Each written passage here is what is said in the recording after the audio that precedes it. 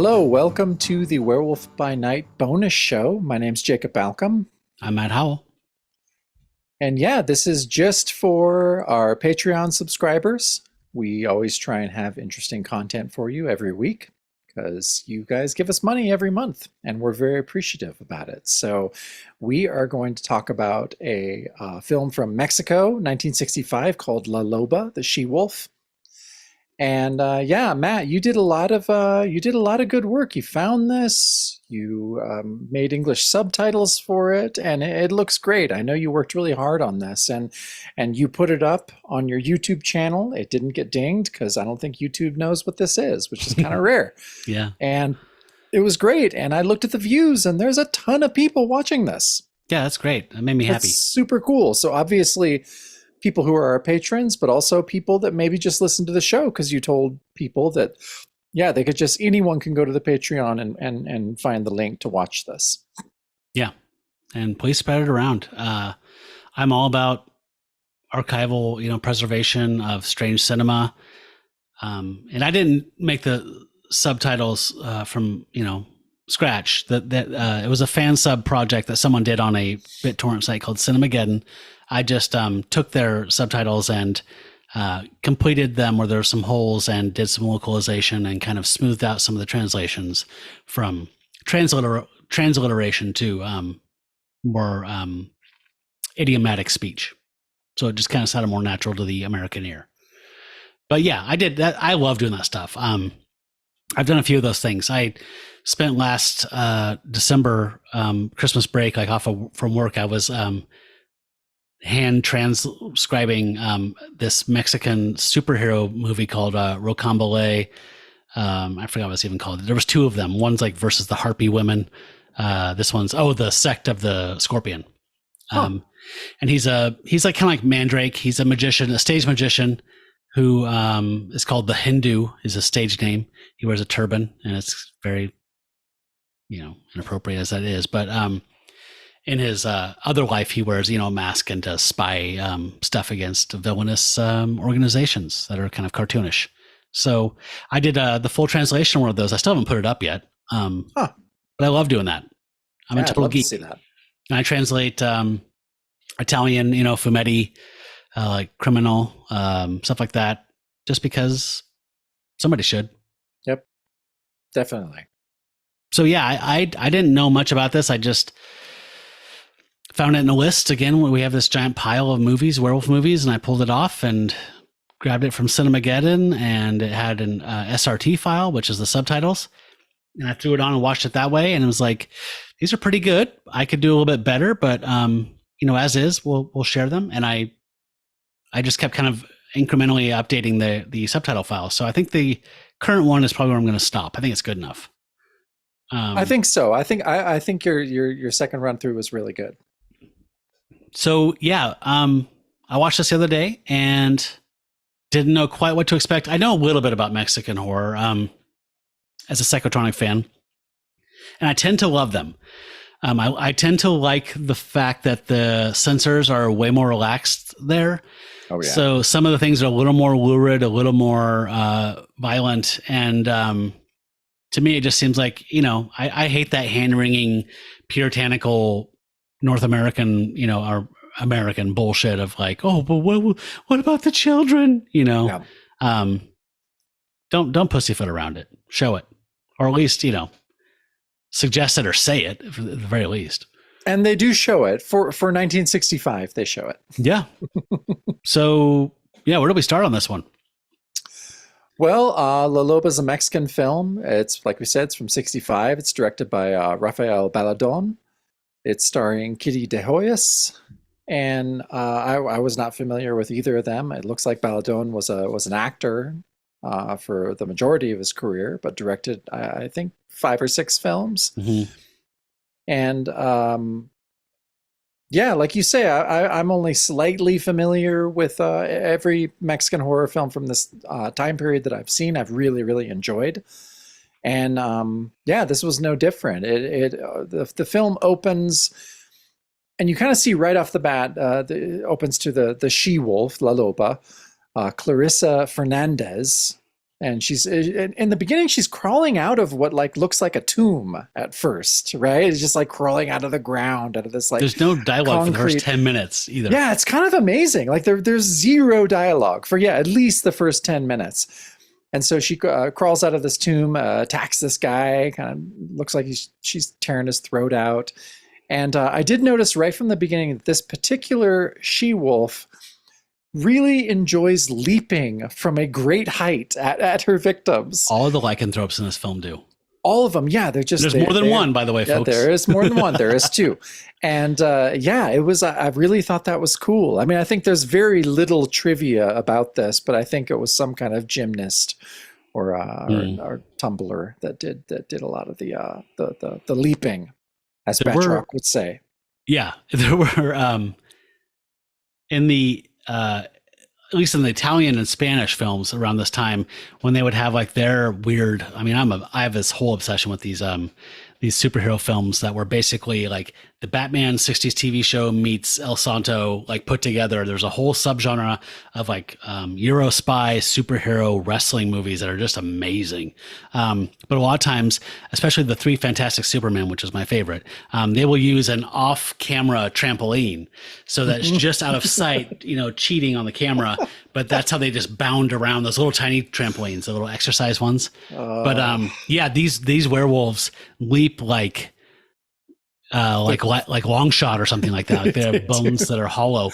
Yeah, they leap 30 feet in the air. And it's awesome. It is really, really awesome.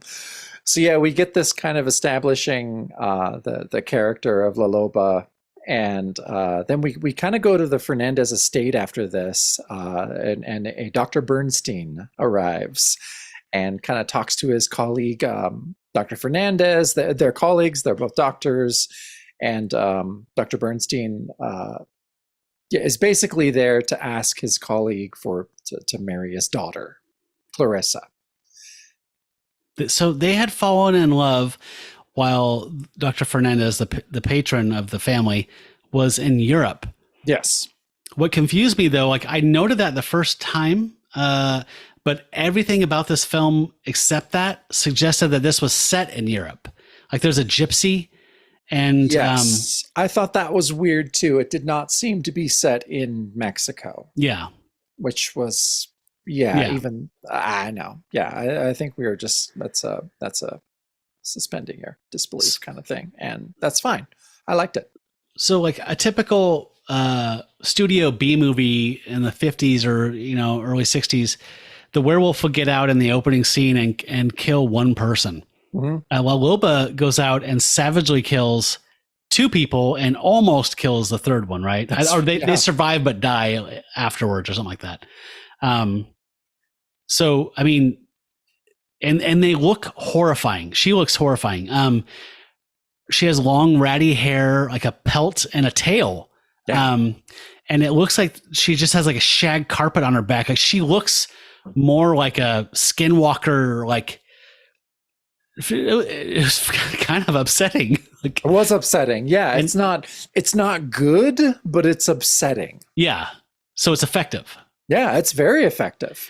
And so, like you said, she climbed out of a stone memorial tomb in a graveyard, and she returns there after she's gone and slain this camper and this gypsy guy and his wife or whatever. And we see her climb through this elaborate set of like tunnels back into the Fernandez household.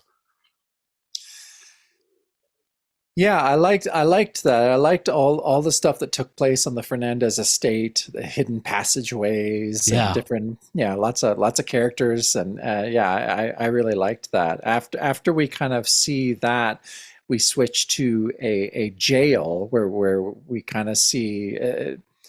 That's where we see the three victims that Clarissa had killed. Two of them, the victims' hearts have been torn out. And they show it. Like there's just giant cavities in these people's bodies. And there's a doctor there. Now was the doctor different than the inspector, or was the inspector the doctor? I felt like they were the same character.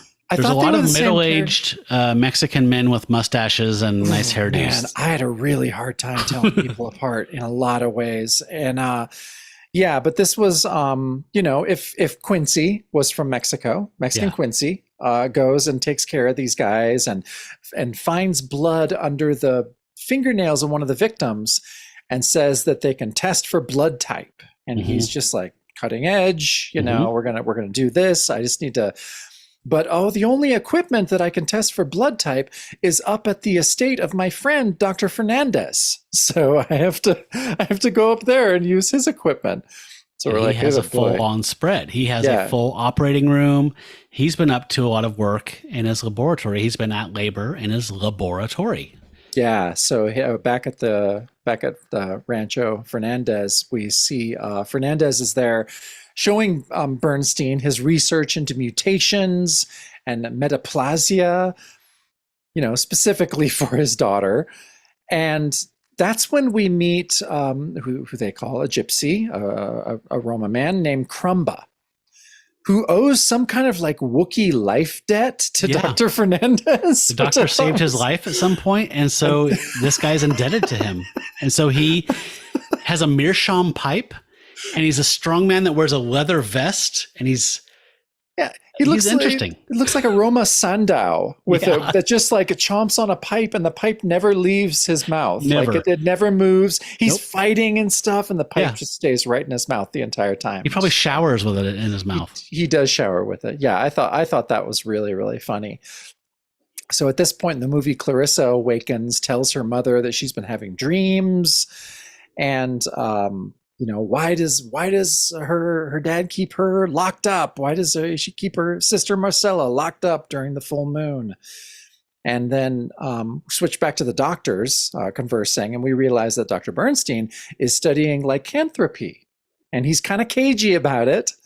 But we realize soon why he's studying lycanthropy, because guess what? He's a werewolf too. Did not see that coming, honestly. I didn't either.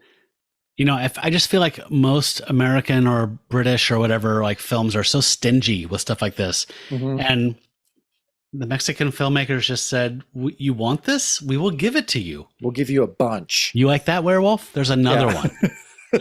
I love that stuff, man. It makes me think like Paul Naschy, right? Like when he's at his best, he's just giving the audience what they want artfully.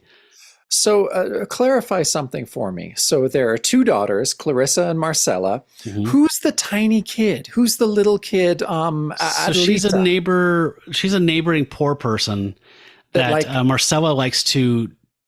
She's deaf and she's deaf, and so Marcella's trying to teach her how to speak. That's right. Because so the mom's ignorant because they're just villager people. Okay. So she comes and works with her. Yeah. And I think it's at that point that I think Adelita is there and kind of escapes the grounds, and that's when I think at that point that's when we find out that Dr. Bernstein is a werewolf as well. And then my favorite character shows up, which is basically Neon Joe. Neon Joe with his dog, his specially trained dog. There's a dog to hunt. Yeah, Jack to hunt werewolves. And they show up. It's basically the beginning of Neon Joe Werewolf Hunter. He shows up. Well, he's jailed. Like they jail him because they assume he's the murderer. Because they assume he's the murderer because he and his dog attacked Dr. Bernstein, who's in the woods. Right. And then the cops bring them all in, and that's when he's in the jail. And he's like, I'm from a village far away. I love that guy. I'm good at one thing, and that's one thing that you need right now. Like he was so badass. Y'all know how I make my living. No, we don't. Yeah, I thought that was so awesome. So I'm like, all right, Mexican Neon Joe. I'm here for it. This is amazing. And I love that the cops are interrogating him, just asking his questions while he's locked up, and he's just very open. And they're like, what's that medallion on your dog? What is that all about? He's like, that means he underwent special training. He's what's called a liker, and he's a dog that is trained to kill lycanthropes. I love this fucking character. I wish he had a comic book series. Oh, I know. I would watch a film series of this guy. So yeah, he's armed with a dog that's had special training to kill werewolves. and he also has ivory knives. Yeah, different mythology. Different mythology here. I had to double check the list, and I'm just like, no, ivory's not on that list. But I'd never heard that one. No, and this is just, and I think both you and I really love that. We're just like, yeah, fucking add to it. It's all fake anyways. Just add to that shit. It's great. It's not fake, but yeah. Yeah. So, yeah, I liked that he's armed with ivory knives. And before they got locked up, we got a really good Dr. Bernstein werewolf and dog fight. So that was actually really, really badass. Yeah, and he's a trippy looking guy. I mean, he almost looks more like a rat man. Like he's weird. The werewolves are disturbing in this thing. Yeah. Not the European kind of concept of a wolf man. They're more like vermin or something. Like they're just crazy. Yeah, it's crazy. And I think that's what's really cool is watching different cultures take on the werewolf film. And this was great. I really enjoyed watching this. So yeah, I mean, we're kind of getting to the end. I don't know if I want to. Yeah, I don't know if I want to spoil anything. I think that since we made this public, I think people should watch it. I think they should too. We've talked about the first half of this, maybe a little bit more. I think we can leave it there. The only thing we didn't mention was that Dr. Fernandez dabbles in cryogenics, which is part of his mutation of cells. So there's some gibberish, science gibberish, which happens in all B movies with mad scientists in them. Some of it didn't translate super great. I tried to make some leaps in there, and like when he's saying it's like a worm that becomes a moth. Like, okay, I understand what you're saying. You're saying like these cells do change. Yeah. Mutagenic change happens in nature. So what I'm trying to do is capture that. I don't understand what freezing has to do with it. He just essentially, it's a plot device to freeze, what's his name? Rubenstein or Bernstein? And they once he realizes he's a werewolf, they just put him on ice.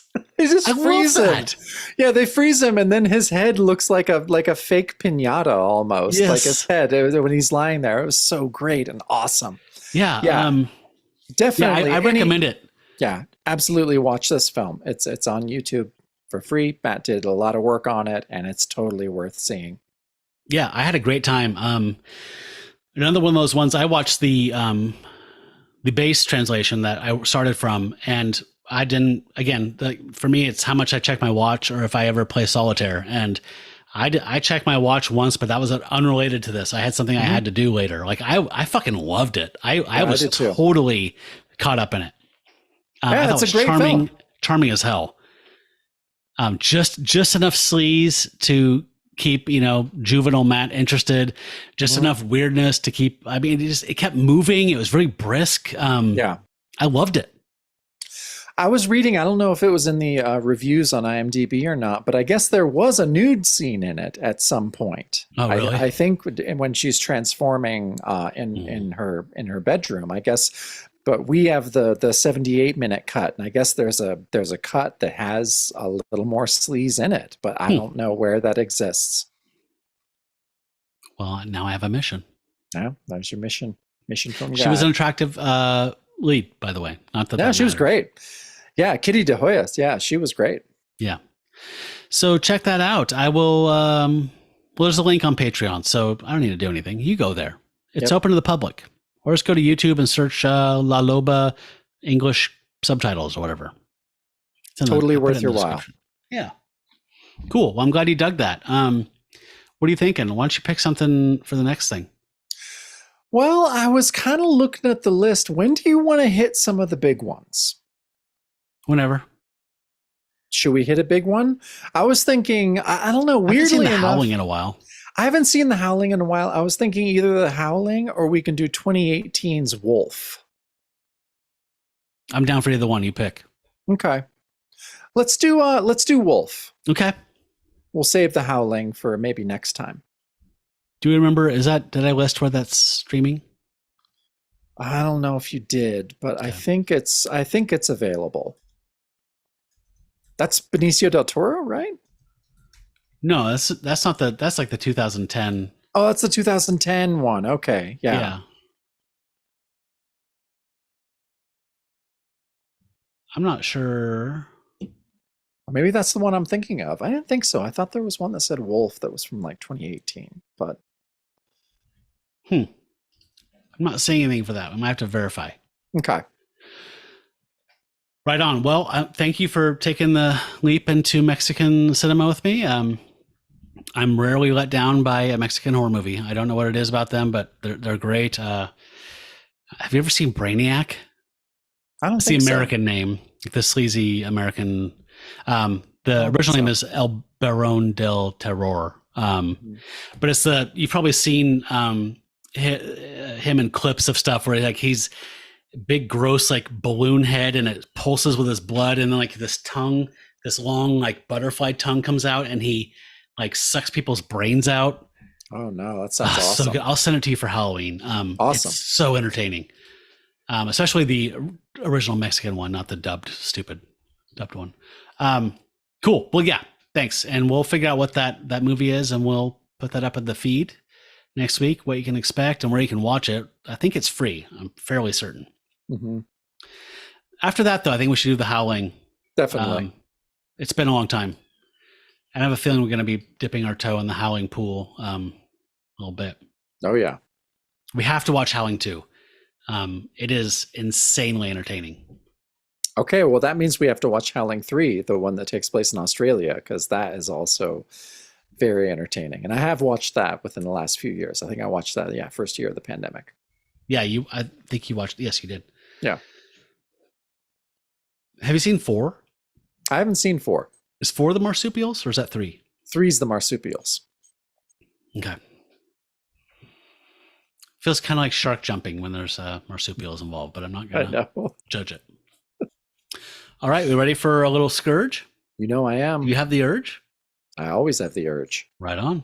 Oh, yes, they call him the Scourge. He's got a villain killing urge. If there's a baddie around, the Scourge will mow him down. So play a funeral dirge. Yeah!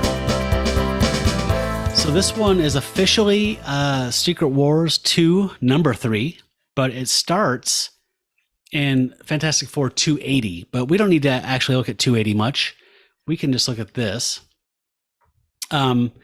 At this point in time, the Hate Monger and Psycho Band, no, is that his name?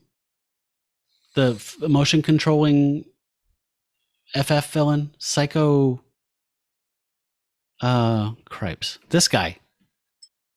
Oh, okay. Is that his name? Psycho Man? I can't remember. So, okay. So at this point, this character and this guy have been spreading fear throughout New York City. Bad vibes are going everywhere. For some reason, the FF are not picking up on what this is. I don't know why. It seems pretty obvious. But they have, the Hate Monger has used his abilities to turn Sue Richards into Malice, which is kind of an infamous iteration of her. She took out She-Hulk by putting a bubble around her head and depriving her of oxygen and knocking her out, which is when She-Hulk was realizing, oh shit, that's Sue. And so we start here. This is the cliffhanger, and we see this guy who is kind of the groveling assistant to Psycho Man or whatever. And he's happy that people are rioting. They are throwing bricks at muties, all that stuff. And he's here relishing in this awfulness of New York City going crazy. I have no idea if this crossed over into any other book or if this was an isolated incident that whatever. But yeah, he's just really loving this up. His name is Dr. H.M. Unger is his name. Hate Monger, but no one figures it out. People are fighting and he's loving this whole thing. And so Malice does her stuff, and we're going to go ahead and jump here because this goes into a little side story that we don't need to see. And this is where the actual murder happens. So the Hate Monger actually shapeshifts and turns into the appearance of Reed Richards. And he's being hunted down. They figured out that he is not truly Reed, and he's begging the Psycho Man, Master, the close behind. Why is Hatemonger calling this guy Master? I don't know. Please use your device, twist their emotions. Only you can stop them. And he doesn't seem to care. He's begging him help. Sue has been, the spell of malice is broken, and she grabs this guy impersonating her husband. And Jen goes for Psycho Man. He disappears. It's a very strange thing. But the guy that was Dr. H.M. Unger / Reed Richards turns back into this form. The Beyonder has not yet taken his David Hasselhoff appearance. He's still just a white dude in a jumpsuit and blonde hair walking around with Reed. And Reed knows who this is. He says, I think you'll understand after I explain who this is with me, meaning the Beyonder. And Jen says, give us a hint. Is it Eddie Murphy? After what we've been through tonight, nothing will ever surprise me again. And then justice is served. And this is a laser gun, which is not a typical gun for the Scourge. No. And this guy goes full Lovecraft, just goes, and she's like, I take it back. And he just melts and starts dripping down the sewers. And she says it was some crazy vigilante with a weird ray gun, which is not the Scourge's MO at all. He split while we were standing here gaping. Come on, maybe we can still catch him. And Reed surmises that there was no murder. I'm certain that the Hatemonger was merely a humanoid construct and not actually alive. I have a hunch about the identity of the mastermind behind him. So Reed's figured out it's the Psycho Man. But yeah. So this is this a kill? I don't know, but it was the next appearance of the Scourge. They did some stuff where, they retcon things, and it's like there was a Scourge network. There were impersonators. There was it gets very convoluted through the lens of time when they start adding stories to it. So eventually that was essentially retcon to say that wasn't actually the Scourge of the Scourge, because he didn't use a laser gun. And why would he kill a Hatemonger construct? Yeah, exactly. Because, so Matt, we know that the Hatemonger melted in his golden armor in his rocket in Creatures on the Loose. We do know that. Yeah. So, we knew. So I already knew something was up. Yeah. We knew that. Even once I waded through the Dr. H.M. Unger pseudonym. Anyway, that's the Urge to Scourge. So what else has been going on the last week? Not a whole lot. We had one of Alicia's friends come down and visit us from Portland, our friend Kathy, and she stayed with us. And so Alicia and Kathy found this, Matt, but our patrons might not. My wife Alicia has a true superpower of being able to spot valuable vintage things in giant piles of shit. Fucking muties. And I've seen her, she's an absolute mutie with this. And so there is a house it's maybe 3 blocks from us or something, from where we live in downtown Klamath Falls. It's a house of an older woman who had died. Her son is cleaning out the house, and she basically was a hoarder of clothing and craft supplies and clothing that she made, all from the 50s and 60s mainly. And so Alicia's been going there. Her and Kathy went there, bought a ton of vintage clothing and for resale.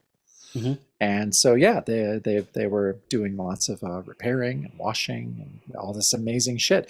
And I got 4 more amazing shirts too. So I can't complain about that. So what resale is she market is she using? She uses Etsy for vintage. Etsy, okay. Yeah. So her Etsy page is Miss Mudlark, because MISSMUDLARK, and mudlarks, as you know, were the Victorian term for people who would go in the River Thames and dig for Roman shit and dig in the mud. Mm-hmm. And that is what she does, and she's very, very good at it. So yeah, a lot of thrifting while our friend was here. We went to our favorite lake again. We seem to go to this lake like every week or two You got to because find a happy spot. it keeps us sane. We just float and just pretend that we're floating in blackness, and it is somehow comforting. So yeah, it's Juanita Lake, and it's weird. As a Northwest guy, I've rarely ever gone into California, and now we live like 20 minutes from the California border. So we go into California a lot to go to this lake. I know it's weird. Gives me the heebie-jeebies, Pay sales tax on that lake? yeah, exactly. No, so that was very nice. Our friend Kathy coming to visit was really really cool. We had a good time. So that was positive. And gosh, as far as what I've been reading, our friend Russ from Tomes of Evil, Gamma Charge, was we were kind of messaging back and forth. He had said that he had heard us on our latest episode talk about the Spectre, the original Adventure Comics run from the 70s, or not the original, but the run from the 70s. That's Michael Fleischer and Jim Aparo doing the art. And he said, "Hey, have you ever seen the Spectre run from the 90s?" And I was just like, "Oh, not really." And he was like, "Well, it's Vertigo, and it's John Ostrander." And so I was like, "Okay, all right. I'm that sounds like it could be palatable." Good pedigree. Because because as far as 90s comics go, I actually think I like more DC comics in the 90s than I do Marvel. Oh, fuck yeah. Definitely. I'll read anything from Vertigo. I don't love it all, but it's all worth a read, right? Oh, it's definitely all What's her worth name? a Karen read. Berger that ran? Yeah. Oh yeah, Karen Come Berger's on. incredible. And yeah, Vertigo was an amazing line. And yeah, it's stuff I either love the stuff or just like it. But I've never like read anything from Vertigo that I'm just like, this is bullshit. Right. Because it's not. It's for mature readers at the time, so it deals with mature subject matter. It's very violent. This Spectre series is very violent. It was written by John Ostrander and illustrated by Tom Mandrake. I think it ran for about 60 issues, but the collection, Russ sent me a digital collection. That's the first 12 issues. And yeah, I'm not normally a fan of 90s stuff, but this was really good. It's ultra violent. It has, stories ripped from the headlines kind of thing. One of the main characters is HIV positive. One of the biggest differences, I think, from previous Spectre runs is that Jim Corrigan, the Spectre's human form before he became the Spectre, is not a good dude at all. Like, there's no, Corrigan was kind of up to shady shit sometimes in the earlier runs, but he was always kind of like a good guy at heart. And he really isn't in this. Like, it's not, he almost becomes a better person as the Spectre. Like, it's weird. It's very weird. Like the Corrigan in this is a crooked cop. He's chauvinistic. He's bloodthirsty. And I know all those characters are kind of in other iterations of Corrigan himself, but this was the darkest I think I've seen Jim Corrigan before. Is the Spectre is that a mantle? Or is it Jim Corrigan? Like I saw Hal Jordan be the Spectre for a hot minute, like in an event. Yeah, I think originally it was just Jim Corrigan, but I think it has kind of evolved into a bit of a mantle. I don't know what DC continuity is the last 10 or 20 years, so who knows? But yeah, the Spectre that I know, well, there's the Neil Adams run in the 60s, and then there's the Michael Fleischer run in the 70s, and those are the ones I'm most familiar with. Except when the Spectre would show up in, like, Alan Moore's Swamp Thing. I think he showed up in the... What about Golden Age stuff? No? Oh yeah, I love the Golden Age stuff because that's shit. It's one of the Superman creators created the Spectre. Oh really? Yeah, I can't remember if it was. I can't remember which one it was, but yeah, I have a Cavalier or Clay, one of the two. Yeah. No, I have the Golden Age Spectre DC Archives, and it's beautiful stuff. Yeah, it's really good. And honestly, from the very beginning, like, the Spectre was a fucked up character. Like, the Spectre, like, was kind of, well, I almost think that Watchmen redid a couple panels of the Spectre from Golden Age with Dr. Manhattan. Like some of the Dr. Manhattan and in Vietnam stuff, some of those That's were very pulled, Spectre-ish, isn't it? It's literally a swipe. Like it's a nod to a panel that was in a Spectre comic or a cover, I think, actually. See you more in Gibbons. Yeah. So no, I'm a huge fan of the Spectre, and I was really excited that Russ turned me on to this 90s run. I'll read more of it. That's cool that Russ reached out to you and gave you those. That's right. Just saying. Well, he did reach out to me and said if you guys ever wanted to do a thing during the Bronze Age Monsters, once you change and do the 70s stuff, I would be happy to pitch in. But God, I was interested in that, but now I'm thinking, fuck that guy. Yeah. So jealous. Wow, you blew it, Russ. Yeah. All you had to do was CC. Yeah. Well, what about you? What have you been reading? I read something from the Vault Comics, that imprint that does Barbaric that I love so much. Oh yeah. And I read the first trade through Hoopla called the Plot, and it's written by one of the guys that does Barbaric, and it's kind of their horror. It's kind of got the vibe of like Lock and Key or okay. I didn't love it. I don't know. Michael Morisi wrote it. He wrote Barbaric, and Tim Daniel also wrote it, and Josh Hickson is the artist. He has this kind of gothic thing about this family in New England, and their land is cursed, and it's got this history that kind of unfolds slowly, and the older brother dies, and his two children come to live with the younger brother. And so they'll come back to the mansion, and there's lots of looming. It's very much like Hill House, the Netflix series. Like there's just ghosts kind of coming in and interacting and looming in, and stuff being revealed, and very sinister, creepy bogs with like dead people in the water, like reaching up all the time, trying to cross over. It's interesting enough to where I'll read the second trade. There's two trades currently. I didn't love it. I didn't feel super fresh and new the way like Barbaric did. Like a clarion call of like just a new awesomeness, but I love horror, so I'm gonna check it out. Cool. I think what else we watched the first season of Only Murders in the Building. Finally, we started it and kind of got interrupted, and then just watched the whole thing. Pretty strong throughout. I felt it kind of faltered a little bit towards the end. It just kind of got silly here and there, and just kind of did some weird things. I didn't like. Jane Lynch didn't need to be there. I thought that was just a weird. Jane Lynch being his stunt double just felt really, really goofy to me. Yeah. For a show that's goofy and fun. So yeah, I mean, it's goofy and fun. The second season's almost over, and we've been watching it, and I like that. I like the second season too. No, it's fun. It's not high art, but it's really well done, and it's super well done and fun and incredibly entertaining. Oliver Putnam, Martin Short, steals the show in my opinion. He's absolutely amazing. He does, and I think he succeeds by only being 70% Martin Short. That's him dialed down to a 70. That's him dialed down to a 70. And that's after watching this, I realized I'm like, oh, I love Martin Short when he's tamped down a little bit. I can't take him like 100% Martin Short is Jiminy Glick. And I can't take that. No one can take that. Why on earth did he think that people wanted like 15 years of content of Jiminy Glick? Like that makes no fucking sense whatsoever. I can take it in really small doses. I think it's funny, I can't take 2 seconds of it. It enrages me.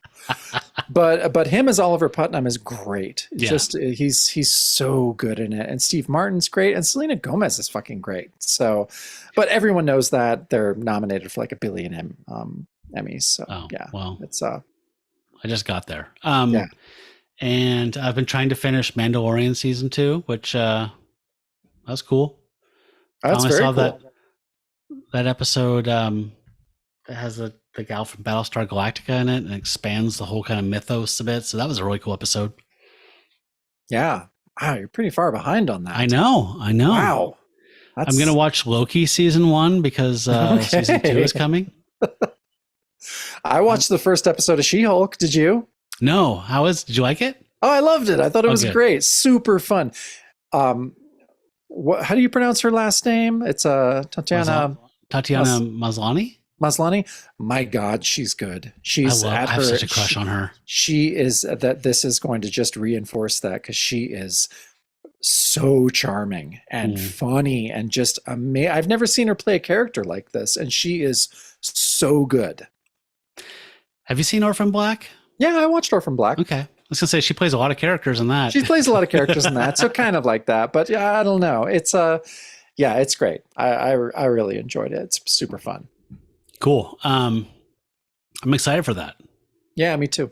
I'm excited for more episodes. It's I think it needed to be super fun, and it is super fun. And there's a lot of, I liked that we were exposed to She-Hulk comics from our run with Man Wolf with John Jameson. And all the She-Hulk stuff that especially started in the John Byrne, it's very John Byrne. There's a lot of fourth wall breaking. Right. There's a lot of lawyer stuff. So it's not so much the original run, the Savage She-Hulk that we read, but it's much more John Byrne, and it does a great service to that. Totally comics accurate. I love how once that was kind of revealed a few months ago, people were like, so cue all of the incels going, Deadpool ripoff. I know. They don't understand how to read Roman numerals at the bottom for copyright dates. They can't do that. Oh, that's great, man. I'm excited. And I'm so glad Tim Roth is in it. I don't know how much he's going to be in it, but I don't know. He's not in it yet, but I'm excited that he's going to be. I wouldn't say that I'm a Incredible Hulk apologist, but I actually enjoyed that movie. Yeah, it was okay. I was actually thinking about rewatching that, weirdly enough. Yeah. I've only seen it twice, but I think I'm due for a rewatch. I guess we kind of got confirmation today that the Disney Marvel Halloween special thing is going to be released on the 5th of October. Yep. And we're going to have a special guest to talk about some stuff after that. So that's cool. I'm excited. That's cool. We'll have more details on that later. Yeah, that's cool that the whole month of October is available for people to watch that special. Yeah, for sure. I'm very excited. Yeah. Well, I feel bad that we didn't get the movie picked out, but we'll hammer it out. I know it's in the list somewhere, and then blah blah blah. Yeah. All right. Well, thanks to everybody but Russ. I would listen to the Predator Prey podcast, but I would just mute when Russ talks. You've made an enemy for life, Russ, just by treating another human being decently, which Matt can't stand. I can stand that. You don't have to piss on my head while you do it. Give a $5 to a hobo, but piss on Matt's face. I mean, come on. I'm just drinking my coffee. You're just trying to drink your coffee. All right, I'm taking us out. May your fur never bristle in the moonlight.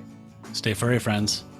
And that, Russ, is the bonus show.